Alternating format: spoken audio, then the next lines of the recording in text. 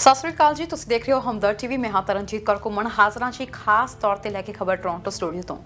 ਜੇਕਰ ਤੁਸੀਂ international student ਹੋ ਤੇ ਕੈਨੇਡਾ ਦੇ ਕਿਸੇ ਪ੍ਰਾਈਵੇਟ ਕਾਲਜ ਦੇ ਵਿੱਚ ਪੜ੍ਹਨ ਲਈ ਆ ਰਹੇ ਹੋ ਤਾਂ ਆਪਣੇ ਏਜੰਟ ਅਤੇ ਉਸ ਪ੍ਰਾਈਵੇਟ ਕਾਲਜ ਤੋਂ ਖਾਸ ਤੌਰ ਤੇ ਸਾਵਧਾਨ ਰਹੋ ਅਤੇ ਆਪਣਾ ਪ੍ਰੋਸੈਸ ਅਪਲਾਈ ਕਰਨ ਵੇਲੇ ਜਿਹੜੇ ਵੀ ਡਾਕੂਮੈਂਟਸ ਲੱਗੇ ਹਨ ਆਪਣੇ ਏਜੰਟ ਤੋਂ ਸਾਰੇ ਡਾਕੂਮੈਂਟਸ ਜ਼ਰੂਰ ਮੰਗੋ, ਕਿਉਂਕਿ ਅੱਜਕੱਲ ਏਜੰਟਸ ਅਤੇ ਪ੍ਰਾਈਵੇਟ ਕਾਲਜਸ ਦੀ ਮਿਲੀ ਭੁਗਤ ਦੇ ਨਾਲ ਇੰਟਰਨੈਸ਼ਨਲ ਸਟੂਡੈਂਟ ਕੈਨੇਡਾ ਵਿੱਚ ਖੱਜਲ ਖੁਆਰ ਹੋ ਰਹੇ ਨੇ ਅਤੇ ਆਪਣਾ ਕੀਮਤੀ ਸਮਾਂ ਤੇ ਨਾਲ ਪੈਸਾ ਤੇ ਉੱਪਰੋਂ ਦੀ ਭਵਿੱਖ ਸਭ ਕੁਝ ਦਾਅ ਤੇ ਲਗਾ ਰਹੇ ਨੇ। ਅਜਿਹਾ ਹੀ ਕੁਝ ਦੇਖਣ ਨੂੰ ਮਿਲਿਆ ਅੰਮ੍ਰਿਤਸਰ ਦੀ ਸ਼ਿਵਾਨੀ ਦੇ ਨਾਲ। ਆਖਿਰ ਕੀ ਹੈ ਪੂਰਾ ਮਾਮਲਾ, ਦੇਖੋ ਇਹ ਰਿਪੋਰਟ। ਵੈਨਕੂਵਰ ਦੇ ਗ੍ਰੈਨਵਿਲ ਕਾਲਜ ਨੂੰ ਭਾਰਤੀ ਵਿਦਿਆਰਥਣ ਸ਼ਿਵਾਨੀ ਸ਼ਰਮਾ ਨੂੰ $10,000 ਅਦਾ ਕਰਨ ਦੇ ਹੁਕਮ ਦਿੱਤੇ ਗਏ ਨੇ। ਸ਼ਿਵਾਨੀ ਸ਼ਰਮਾ, ਜੋ ਕਿ ਮੂਲ ਰੂਪ ਨਾਲ ਪੰਜਾਬ ਦੇ ਅੰਮ੍ਰਿਤਸਰ ਦੀ ਰਹਿਣ ਵਾਲੀ ਹੈ, ਉਸਨੇ ਕੈਨੇਡਾ ਵਿੱਚ ਉੱਚ ਵਿੱਦਿਆ ਪ੍ਰਾਪਤ ਕਰਨ ਦਾ ਟੀਚਾ ਮਿਥਿਆ ਸੀ ਕਿ ਪੜ੍ਹਾਈ ਕਰਕੇ ਉਸ ਨੂੰ ਇੱਕ ਵਧੀਆ ਨੌਕਰੀ ਮਿਲ ਜਾਏਗੀ ਤੇ ਉਸ ਦਾ ਪਤੀ ਤੇ 4 ਸਾਲ ਦਾ ਬੇਟਾ ਵੀ ਇੱਕ ਦਿਨ ਉਸ ਨਾਲ ਇੱਥੇ ਆ ਕੇ ਰਹਿਣ ਲੱਗਣਗੇ। ਸ਼ਿਵਾਨੀ ਭਾਰਤ ਵਿੱਚ ਵੀ ਵਧੀਆ ਫਾਰਮਾਸਿਊਟੀਕਲਸ ਕੰਮ ਕਰਦੀ ਸੀ ਤੇ ਵਧੀਆ ਤਨਖਾਹ ਲੈਂਦੀ ਸੀ। ਸੀਬੀਸੀ ਨੂੰ ਦਿੱਤੀ ਜਾਣਕਾਰੀ ਅਨੁਸਾਰ ਸ਼ਿਵਾਨੀ ਵੈਨਕੂਵਰ ਕਮਿਊਨਿਟੀ ਕਾਲਜ ਵਿੱਚ ਦਾਖਲਾ ਲੈਣਾ ਚਾਹੁੰਦੀ ਸੀ, ਪਰ ਭਾਰਤ ਵਿੱਚ ਉਸਦੇ ਇਮੀਗ੍ਰੇਸ਼ਨ ਏਜੰਟ ਆਰੀਅਨ ਅਕੈਡਮੀ ਤੋਂ ਅਨਿਲ ਕੁਮਾਰ ਸ਼ਰਮਾ ਨੇ ਉਸ ਨੂੰ ਵੈਨਕੂਵਰ ਦੇ ਹੀ ਇੱਕ ਪ੍ਰਾਈਵੇਟ ਇੰਸਟੀਚਿਊਟ ਗ੍ਰੈਨਵਿਲ ਕਾਲਜ ਵਿੱਚ ਦਾਖਲਾ ਲੈ ਦਿੱਤਾ। 29 ਸਾਲਾ ਸ਼ਿਵਾਨੀ ਅਤੇ ਉਸਦੇ ਪਤੀ ਨੇ ਆਪਣੀ ਜ਼ਿੰਦਗੀ ਭਰ ਦੀ ਜਮ੍ਹਾਂ ਪੂੰਜੀ ਤੇ ਦੋਸਤਾਂ ਮਿੱਤਰਾਂ ਤੋਂ ਉਧਾਰ ਲੈ ਕੇ $13,500 ਕੈਨੇਡਾ ਦੇ ਇਸ ਕਾਲਜ ਦੀ ਟਿਊਸ਼ਨ ਫੀਸ ਭਰ ਦਿੱਤੀ। ਜਦੋਂ ਉਹ ਕਾਲਜ ਪਹੁੰਚੀ ਅਤੇ ਉਸਨੇ ਆਪਣਾ ਕੋਰਸ ਸ਼ੁਰੂ ਕੀਤਾ ਤਾਂ ਉਸਨੇ ਦੇਖਿਆ ਕਿ ਇਹ ਤਾਂ ਉਹ ਕੋਰਸ ਹੀ ਨਹੀਂ ਜਿਸ ਵਿੱਚ ਉਸਨੇ ਦਾਖਲਾ ਲਿਆ ਸੀ, ਜਿਸ ਕਰਕੇ ਉਸਨੇ ਨਾ ਵਿਡਰਾਅ ਕਰਨ ਦਾ ਫੈਸਲਾ ਕੀਤਾ ਅਤੇ ਰਿਫੰਡ ਮੰਗਿਆ। ਪਰ ਕਾਲਜ ਨੇ ਉਸ ਨੂੰ ਰਿਫੰਡ ਦੇਣ ਤੋਂ ਮਨਾ ਕਰ ਦਿੱਤਾ ਅਤੇ ਇਸ ਨਾਲ ਸ਼ਿਵਾਨੀ ਦੀ ਪੜ੍ਹਾਈ ਅਤੇ ਇਮੀਗ੍ਰੇਸ਼ਨ ਸਟੇਟਸ ਨੂੰ ਵੀ ਵਿੱਚ ਵਿਚਾਲੇ ਲਟਕਾ ਦਿੱਤਾ।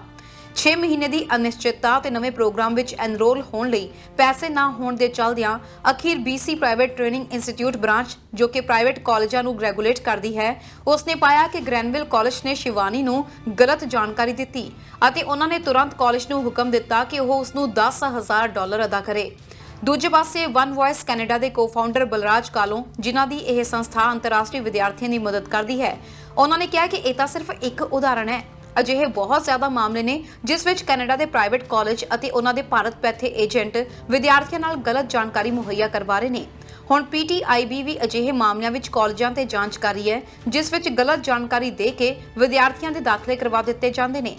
ਜੇਕਰ ਸ਼ਿਵਾਨੀ ਦਾ ਹੀ ਮਾਮਲਾ ਦੇਖੀਏ ਤਾਂ ਸ਼ਿਵਾਨੀ ਦਾ ਜਦੋਂ ਦਾਖਲਾ ਹੋਇਆ ਸੀ ਤਾਂ ਉਸ ਵੇਲੇ ਉਸ ਨੂੰ ਜੋ ਆਫਰ ਲੈਟਰ ਮਿਲੀ ਸੀ, ਜਿਸ ਦੇ ਤਹਿਤ ਉਸ ਨੂੰ ਕੈਨੇਡਾ ਦਾ ਸਟੱਡੀ ਵੀਜ਼ਾ ਤੇ ਸਟੱਡੀ ਪਰਮਿਟ ਮਿਲਿਆ, ਉਸ ਵਿੱਚ ਉਸ ਦਾ ਕੋਰਸ ਬਿਜ਼ਨਸ ਐਡਮਿਨਿਸਟ੍ਰੇਸ਼ਨ ਡਿਪਲੋਮਾ ਸੀ।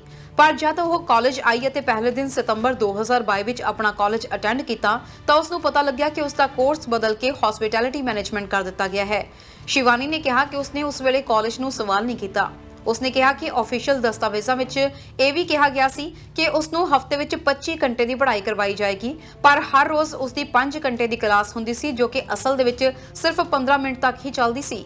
ਉਸਨੇ CBC ਨੂੰ ਦੱਸਿਆ ਕਿ ਜਦ ਵੀ ਉਹਨਾਂ ਨੂੰ ਪੜ੍ਹਾਈ 'ਚ ਸਮੱਸਿਆ ਹੁੰਦੀ ਸੀ ਤੇ ਉਹ ਸਵਾਲ ਕਰਦੇ ਸੀ ਤਾਂ ਉਹਨਾਂ ਨੂੰ ਅੱਗੋਂ ਕਿਹਾ ਜਾਂਦਾ ਸੀ ਕਿ ਉਹ ਇਸ ਸੰਬੰਧੀ ਗੂਗਲ ਕਰਕੇ ਜਾਣਕਾਰੀ ਲੈ ਲੈਣ। ਉਸਨੇ ਕਿਹਾ ਕਿ ਗ੍ਰੈਨਵਿਲ ਕਾਲਜ ਵਿੱਚ ਮੈਟਰ ਚੋਰੀ ਵੀ ਜ਼ੋਰਾਂ ਤੇ ਸੀ। ਅਸੀਂ ਕੈਨਵਸ ਐਪ ਤੇ ਬਾਕੀ ਵਿਦਿਆਰਥੀਆਂ ਦੇ ਉੱਤਰ ਦੇਖ ਸਕਦੇ ਸੀ। ਅਸੀਂ ਉਸ ਨੂੰ ਕਾਪੀ ਪੇਸਟ ਕਰਦੇ ਸੀ ਤੇ ਸਾਡੇ 80% ਤੋਂ 90% ਤੱਕ ਨੰਬਰ ਆ ਜਾਂਦੇ ਸੀ।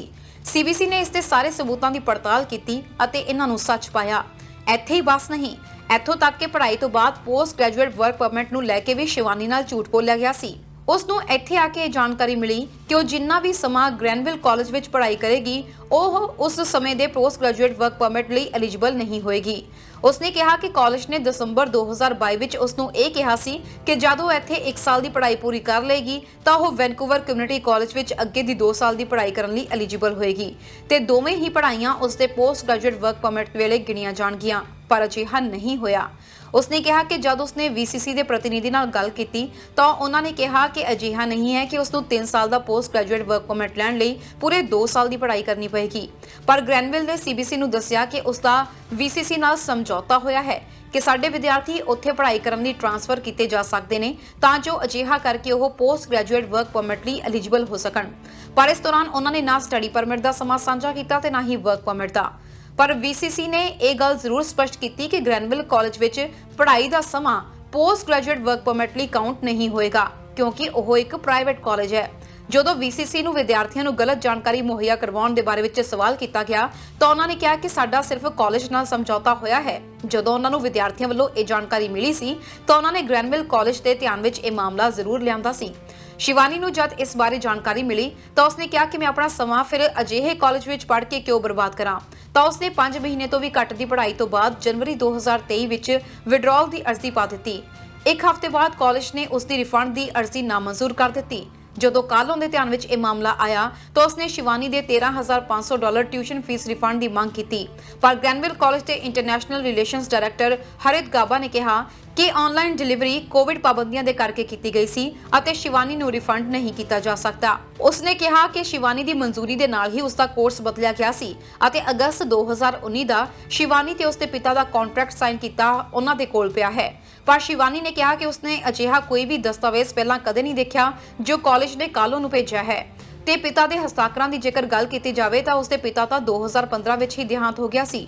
ਜਦੋਂ ਕਾਲੋਂ ਨੇ ਹਰਿਤ ਨੂੰ ਇਸ ਬਾਰੇ ਪੁੱਛਿਆ ਤਾਂ ਉਹਨਾਂ ਨੇ ਮਾਮਲੇ ਦੀ ਜਾਂਚ ਲਈ ਕੁਝ ਸਮਾਂ ਮੰਗਿਆ, ਪਰ ਉਸ ਤੋਂ ਬਾਅਦ ਉਹਨਾਂ ਨੇ ਕੋਈ ਵੀ ਜਵਾਬ ਨਹੀਂ ਦਿੱਤਾ, ਜਿਸ ਤੋਂ ਬਾਅਦ ਕਾਲੋਂ ਨੇ PTIB ਦੇ ਕੋਲ ਮਾਰਚ 22, 2023 ਨੂੰ ਇਹ ਮਾਮਲਾ ਚੁੱਕਿਆ।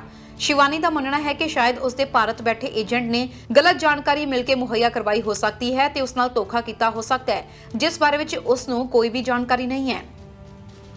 ਅਖੀਰ 'ਚ ਇਸ ਪੂਰੇ ਮਾਮਲੇ ਦੀ ਜਾਂਚ ਕੀਤੀ ਗਈ ਅਤੇ ਗ੍ਰੈਨਵਿਲ ਕਾਲਜ ਨੂੰ ਸ਼ਿਵਾਨੀ ਸ਼ਰਮਾ ਨੂੰ $10,360 ਰਿਫੰਡ ਕਰਨ ਲਈ ਕਿਹਾ ਗਿਆ। ਦੱਸ ਦਈਏ ਕਿ ਸ਼ਿਵਾਨੀ ਦਾ ਕੋਈ ਪਹਿਲਾ ਅਜਿਹਾ ਮਾਮਲਾ ਨਹੀਂ ਹੈ। ਭਾਰਤ ਬੈਠੇ ਏਜੰਟ ਅਤੇ ਪ੍ਰਾਈਵੇਟ ਕਾਲਜਾਂ ਦੀ ਮਿਲੀਭੁਗਤ ਨਾਲ ਵਿਦਿਆਰਥੀਆਂ ਦਾ ਸ਼ੋਸ਼ਣ ਹੋ ਰਿਹਾ ਹੈ। ਉਹਨਾਂ ਵਿੱਚੋਂ ਵਧੇਰੇ ਤਾਂ ਇਸ ਗੱਲ ਤੋਂ ਅਣਜਾਣ ਹੁੰਦੇ ਨੇ ਤੇ ਜਦ ਤੱਕ ਪਤਾ ਲੱਗਦਾ ਹੈ ਉਹ ਬੁਰੀ ਤਰ੍ਹਾਂ ਫਸ ਚੁੱਕੇ ਹੁੰਦੇ ਨੇ। ਇਸ ਲਈ ਐਡਮਿਸ਼ਨ ਲੈਣ ਵੇਲੇ ਤੇ ਏਜੰਟ ਫਾਈਨਲ ਕਰਨ ਵੇਲੇ ਆਪਣੇ ਭਵਿੱਖ ਦੇ ਬਾਰੇ ਵਿੱਚ ਜ਼ਰੂਰ ਸੋਚੋ ਅਤੇ ਸਾਰੇ ਡਾਕੂਮੈਂਟਸ ਦੇ ਬਾਰੇ ਵਿੱਚ ਜਾਣਕਾਰੀ ਜ਼ਰੂਰ ਰੱਖੋ। ਬਿਊਰੋ ਰਿਪੋਰਟ, ਹਮਦਰਦ ਨਿਊਜ਼।